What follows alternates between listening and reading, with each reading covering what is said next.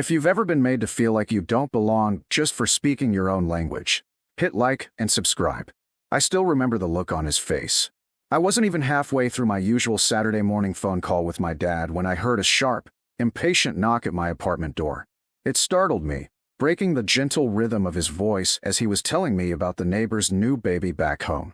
I lived on the third floor of an old brick building in Ridgewood, Queens, the kind of place where the paint flaked like dead leaves and the pipes groaned like tired old men.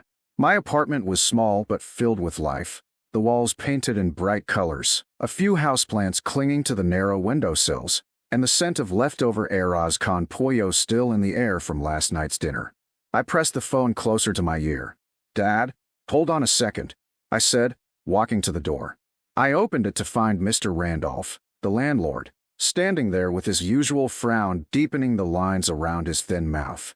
His comb-over was more crooked than usual, and he carried a clipboard as if it gave him some authority. "Miss Santiago," he said, "I've had a few complaints from other tenants. They say you've been making too much noise, shouting in Spanish all the time. It's disruptive. People are uncomfortable. This isn't that kind of building, you know." I stood there stunned. "Are you saying I can't speak Spanish in my own home?" I asked, my voice rising with disbelief. He shrugged, looking past me as if the conversation was already over. "It's just what I've heard. Maybe you could keep it down, or consider moving somewhere more appropriate. It's really disturbing the peace around here." My chest tightened with a familiar mix of anger and helplessness. I wanted to tell him about all the times I'd helped neighbors carry groceries up these stairs, about how I paid my rent on time every month, about how my job as a middle school art teacher made me more invested in this neighborhood than he'd ever be. But all I managed was, "I'll think about it," before closing the door softly, holding my breath until I heard his footsteps fade down the hallway. Inside, I pressed my back to the door, my heart racing. My dad's voice crackled through the phone still in my hand. "Honey, are you all right?" he asked. I swallowed the lump in my throat. "It's fine, Dad," I said quietly. "Just the landlord being unreasonable. I'll handle it." But inside, I was shaking. I sat down on the couch, trying to steady my hands. How many times had I been made to feel like I didn't belong, just because I was bilingual? I thought back to when I was a kid, the way teachers would speak slowly and loudly to me, even though I was born and raised in New York, or how customers at the grocery store would look at me sideways when I answered my mom in Spanish. Now, in my own home, with no one else but me and my thoughts, it was happening again. The next day, I found a notice taped to my door. It was a warning from the landlord, citing excessive noise and disruptive behavior as a violation of my lease. I felt my hands tremble as I read it. I knew it was because I spoke Spanish, nothing more. I called my friend Alicia, a paralegal who always had my back. "This is discrimination," she said immediately after I read her the note. "He can't do that. Not for speaking your own language in your own apartment. You need to document everything. Save that notice. Start recording if he tries to talk to you again. And if he tries to evict you, we'll fight it." Her voice gave me a little bit of courage, but I still felt humiliated, as if all my neighbors had been secretly judging me. That afternoon, when I returned from work, I noticed something that made my stomach twist. Mr. Randolph was talking to one of my neighbors in the hallway, a tall, older woman named Mrs. Henderson who'd always been polite, if distant. They both glanced at me as I passed, their conversation falling silent.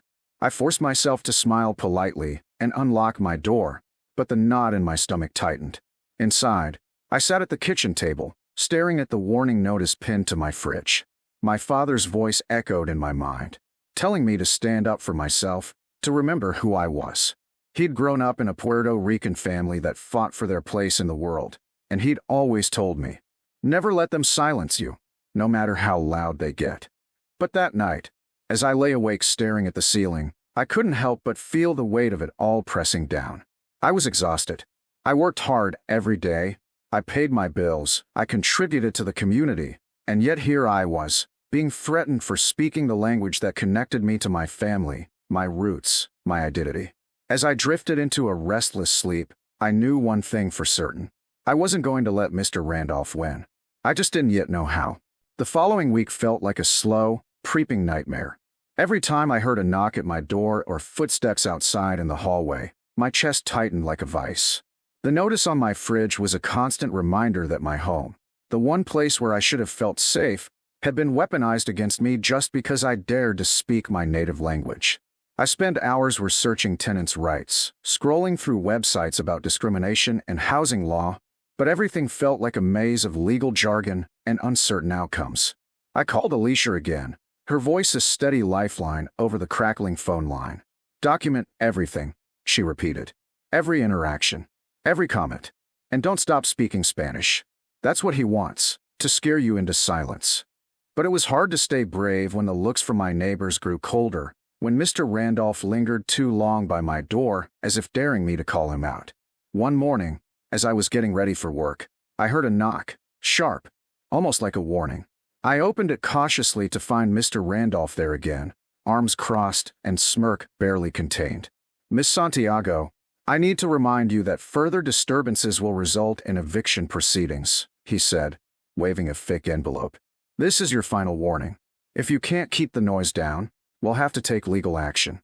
My hands shook as I took the envelope, the words on the page swimming before my eyes. "I'm not breaking any rules," I said quietly, though my voice trembled.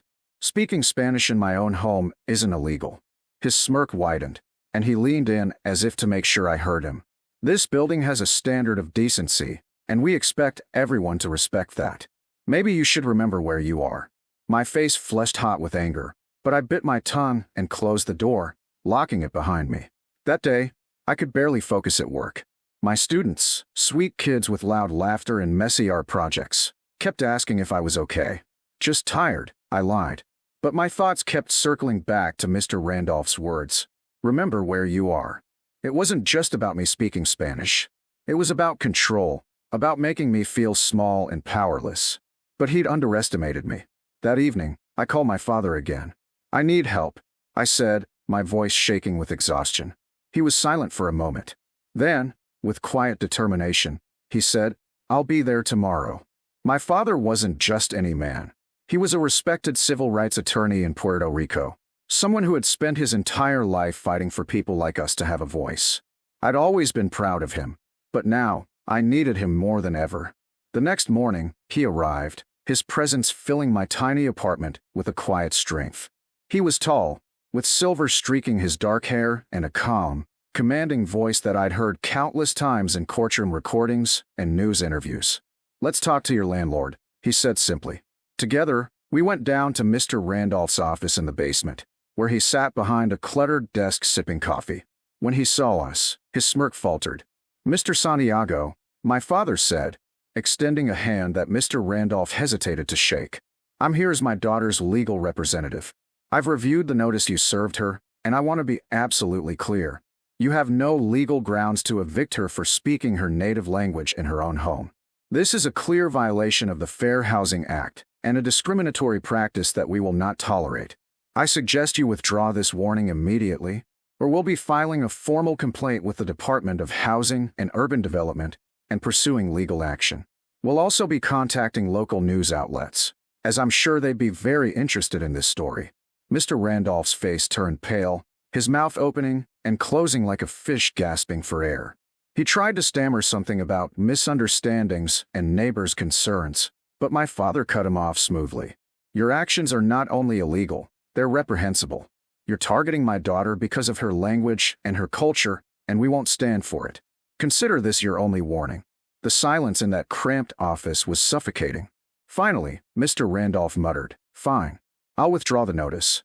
But she needs to keep the noise down." My father smiled coldly. "She'll continue to live her life as she always has. And I suggest you spend more time fixing the leaks in this building than harassing your tenants." As we left, I felt an overwhelming wave of relief and pride. My father had turned the tables, not with threats or violence, but with calm authority and the weight of justice behind his words. But as we walked back to my apartment, I realized the battle wasn't over. Mr. Randolph might have backed down, but the damage was done. The humiliation, the isolation, the quiet racism that seeped through the walls of this building like mold. I knew I couldn't stay silent. That evening, with my father's encouragement, I wrote a detailed letter to the local housing authority, documenting every incident, every comment, every glance from neighbors who now avoided me in the hallway. I sent it along with copies of the notices Mr. Randolph had given me. I also reached out to a local journalist who covered housing discrimination stories, telling her everything. "This isn't just about me," I wrote. "It's about every person who's ever been told they don't belong just because they speak a different language or come from a different place." I went to bed that night feeling a mix of exhaustion and resolve. Mr. Randolph might have withdrawn his threats, but I wasn't going to let him quietly sweep this under the rug. My story wasn't over yet. A week later, the knock at my door wasn't from Mr. Randolph, but from a reporter with a camera crew. I'd shared my story, and now it was on the evening news. A respected landlord targeting a tenant for speaking Spanish in her own home, caught on record and exposed to the world. My inbox filled with messages from strangers, some offering legal help, others sharing their own stories of discrimination. Even Mrs. Henderson, the neighbor who had once glared at me in the hallway, knocked on my door with an awkward apology, her voice trembling as she admitted, "I didn't realize what was happening. I'm sorry." The neighborhood that had felt so hostile just days ago now felt like a chorus of quiet support. And Mr. Randolph? Word spread quickly about the investigation into his practices, and soon a notice appeared in the lobby. He was stepping down, citing personal reasons. I watched him leave the building, his smugness replaced by something more human, regret, maybe, or at least the bitter taste of consequences. Standing there, I realized something powerful. I hadn't just fought for myself. I'd fought for every voice that had ever been silenced, for every neighbor afraid to speak their truth. I was still standing, still speaking Spanish, louder and prouder than before.